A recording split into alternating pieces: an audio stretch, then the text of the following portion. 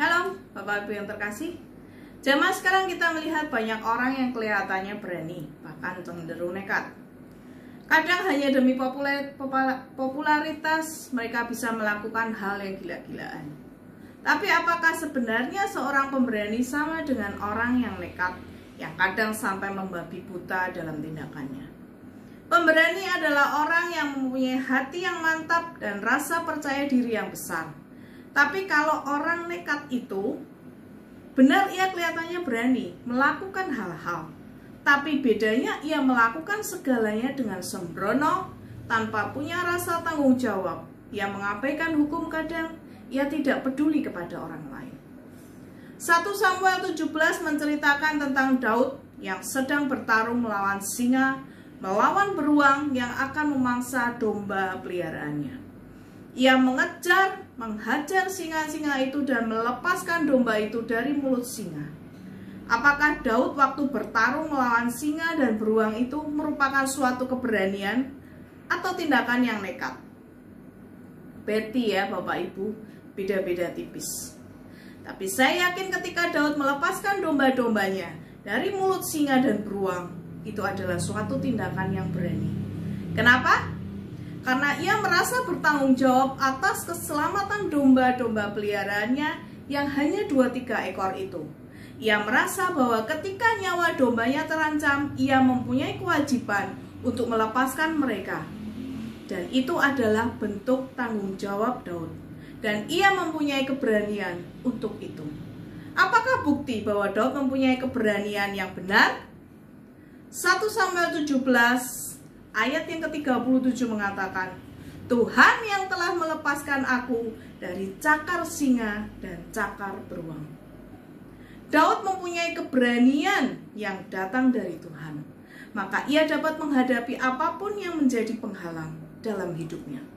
Keberanian yang ia miliki adalah perwujudan nyata iman yang ia miliki. Banyak orang percaya ketika ditanya, apakah punya iman dan percaya kepada Tuhan? Amin. Tapi ketika menghadapi situasi yang sulit, tapi ketika keadaan tidak sesuai dengan yang diharapkan, langsung imannya kandas.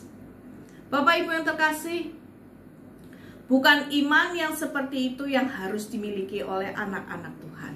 Kalau iman kita hanya selevel demikian, alangkah senangnya setan melihat kita dan ia akan bertepuk tangan melihat kekalahan kita. Iman tanpa perbuatan adalah mati.